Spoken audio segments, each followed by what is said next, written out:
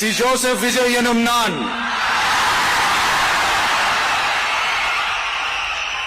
தமிழ்நாட்டு அரசின் முதலமைச்சர் என்ற முறையில் எனது கவனத்திற்குள்ளாவதும் தெரிய வருவதுமான எந்த பொருளையும் முதலமைச்சரின் கடமைகளை உரியவாறு நிறைவேற்ற தேவையான அளவுக்கன்றி ஒருவரிடமோ பலரிடமோ நேர்முகமாகவோ மறைமுகமாகவோ அறிவிக்கவோ வெளிப்படுத்தவோ மாட்டேன் என்று